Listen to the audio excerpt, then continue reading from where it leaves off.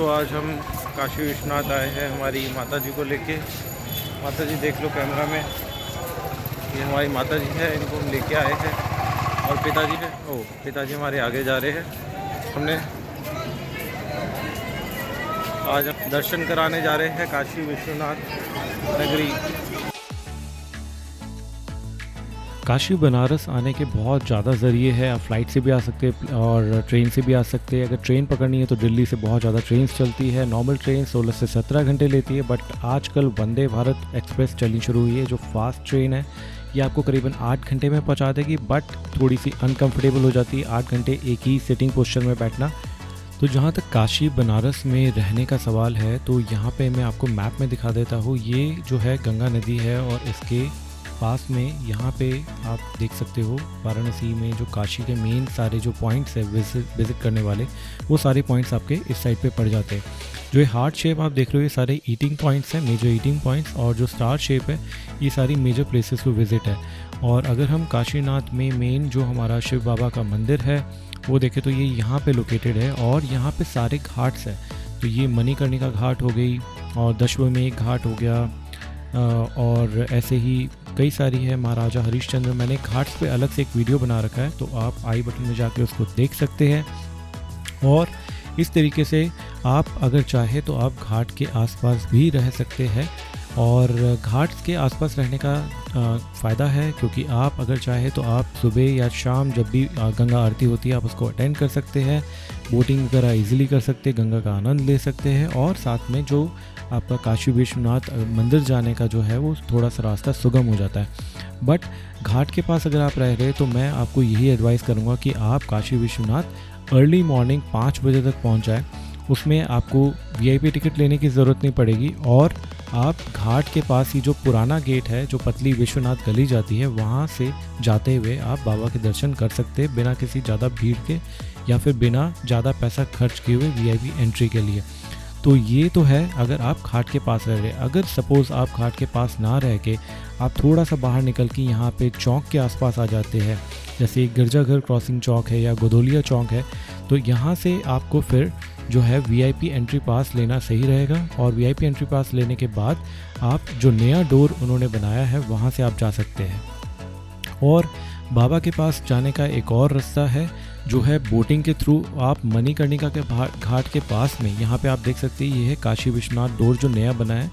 यहाँ का ये फ़ायदा है कि आप एक बार यहाँ पे अगर एंट्री करते हैं तो यहीं से आप डायरेक्टली स्नान करके और दर्शन कर सकते हैं।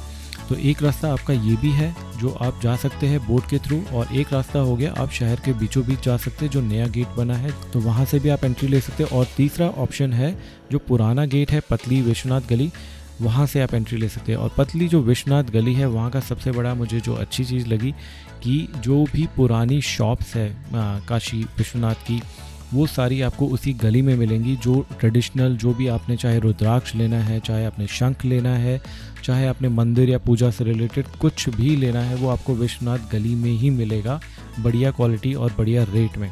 तो मेरा सुझाव ये रहेगा कि अगर आप काशी विश्वनाथ जाने का प्लान बना रहे हैं तो अपना होटल जो है वो घाट के पास ले, अर्ली मॉर्निंग 5 बजे दर्शन करने के लिए विश्वनाथ गली से जाए, और आते हुए विश्वनाथ गली की जो भी दुकानें हैं वहाँ से शॉपिंग कर सकते हैं आप।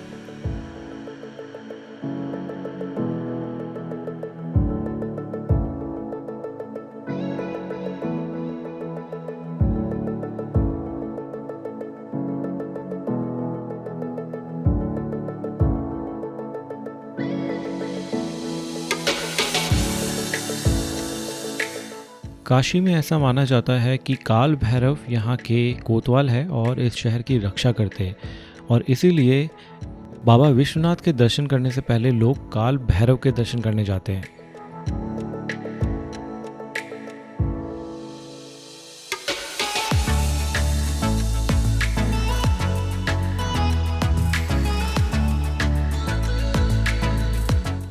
काशी आने के लिए सबसे अच्छा समय है सर्दियाँ, यानी कि नवंबर से मार्च के बीच में अगर आप आना चाहते हैं तो ये सबसे अच्छा समय होगा। दिल्ली की तरह यहाँ पे बहुत ज़्यादा गर्मी होती है और बहुत ज़्यादा भीड़ होती है, तो ऐसे में अगर आपके साथ में सीनियर सिटीजन्स है, बुज़ुर्ग है, तो वो कहीं ना कहीं तंग हो सकते हैं, क्योंकि गलियों में पैदल भी चलना पड़ सकता है।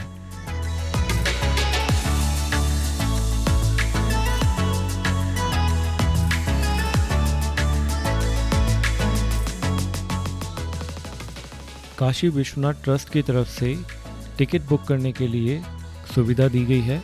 टिकट बुक करने के 2 विकल्प हैं। अगर आप काशी आ चुके हैं तो यहाँ पे आप इनके सुगम दर्शन बुकिंग काउंटर में जा सकते हैं। वहाँ पे सुवेनियर सेंटर भी है जहाँ पे आपको कई अच्छी मूर्तियाँ भी मिल जाएंगी और मंदिर का प्रसाद भी मिल जाएगा। और दूसरा विकल्प है आप इनकी साइट पे जाके बुकिंग कर सकते हैं। बुकिंग करने के लिए आप श्री काशी विश्वनाथ .org साइट पे जा सकते हैं। यहाँ पे ऑनलाइन सर्विसेज के अंदर आपको सारी चीज़ें दिख जाएंगी। लाइव दर्शन के लिए आप यहाँ से देख सकते हैं और बाकी जो आपने टिकट्स बुक करनी है उसमें अलग अलग आरती आप अटेंड कर सकते हैं थोड़ा प्रायोरिटी बेसिस पे, और रुद्र अभिषेक भी आप करा सकते हैं। सभी के प्राइजेज़ यहाँ पे दिए हुए हैं। सुगम दर्शन जो है वो सबसे ज़्यादा लोग बुकिंग कराते हैं। सुगम दर्शन 300 रुपये की पर पर्सन टिकट होती है। इसमें आपको साथ में आचार्य मिलेंगे जो जाके आपकी पूजा करवाएंगे और साथ में प्रसाद भी आपको इंक्लूडिंग होगा। और ये बात ध्यान रखें कि आप जब आचार्य के साथ जाएं तो उनको अपनी जेब से एक भी पैसा आपने नहीं देना है। ये काशी विश्वनाथ ट्रस्ट की तरफ से कहा गया है। और इसके सिवा आप महादेव पूजा की बुकिंग भी करा सकते हैं।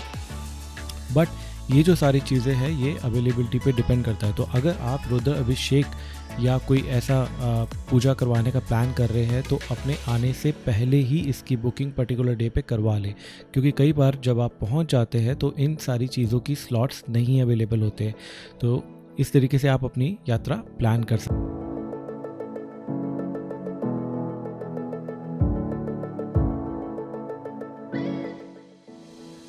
काशी में खाने की भी बहुत ज़्यादा वैरायटी है। यहाँ पे जगह जगह आपको ठंडाई मिल जाएगी, लस्सी मिल जाएगी और सुबह का नाश्ते के लिए आपको आलू पूड़ी छोले मिल जाएंगे। और कई लोगों ने जैसे बाबा लस्सी और ब्लू लस्सी, इन्होंने लस्सी में भी बहुत ज़्यादा इनोवेशन कर रखी है। और यहाँ पे अगर आप आ रहे हैं तो बाबा लस्सी में आप इनकी मैंगो लस्सी या सैफरन लस्सी ज़रूर ट्राई करें।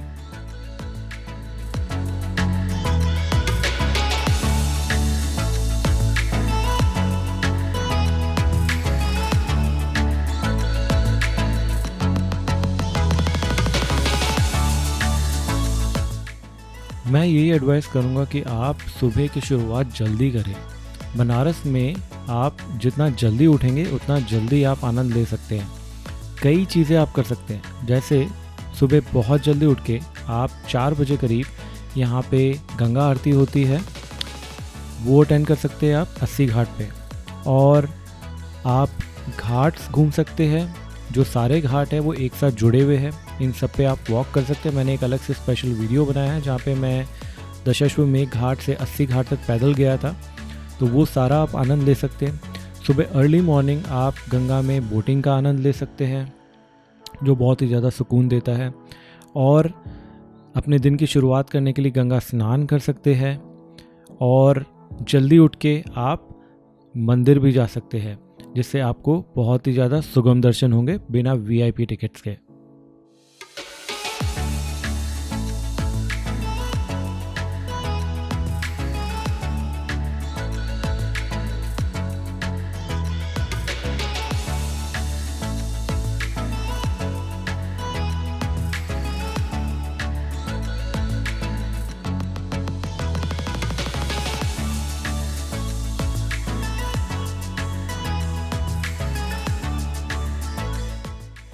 जहाँ सुबह की शुरुआत आपने मंदिर से और स्नान से की, दोपहर के समय अगर गर्मी ज़्यादा ना हो तो आप लोकल मार्केट कर सकते हैं, साइट सीइंग कर सकते हैं। आसपास सारनाथ टेम्पल है, वहाँ जा सकते हैं। हनुमान टेम्पल है, दुर्गा टेम्पल है, वहाँ पे भी जा सकते हैं, दर्शन कर सकते हैं। और शाम के वक्त आप अपना जो समय है वो आप रखें बोटिंग के लिए और गंगा आरती के लिए। बोटिंग अगर आपने नॉर्मल हाथ वाली बोट पकड़ी है तो वो 1000 रुपये में आपको सारे के सारे घाट घुमा देंगे। और आखिर में अपनी बोट घाट पर लगाकर आपको दशाश्वमेध घाट पे आरती का आनंद भी दिलाएंगे।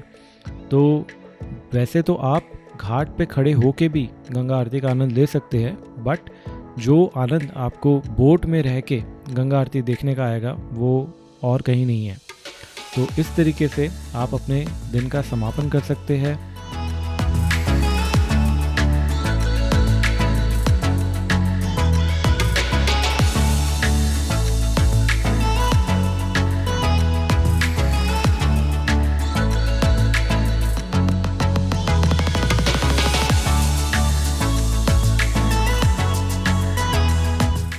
अगर आपके पास थोड़ा ज़्यादा समय है तो आप वाराणसी की गलियां भी घूम सकते हैं। ये बहुत ही प्राचीन नगरी है और यहाँ की पतली पतली गलियों में बहुत ही ज़्यादा विचित्र चीज़ें छुपी हुई है। तो आप यहाँ पे घूम सकते हैं और यहाँ की गलियों का आनंद ले सकते हैं और वाराणसी को और अच्छे से जानने की कोशिश कर सकते हैं। तो ये थी मेरी यात्रा वाराणसी में जो मैंने आपके साथ शेयर की, और आशा करता हूँ कि इससे आपको कुछ सीखने को मिलेगा और आपकी भी यात्रा सुगम हो, यही मेरी कामना है। धन्यवाद।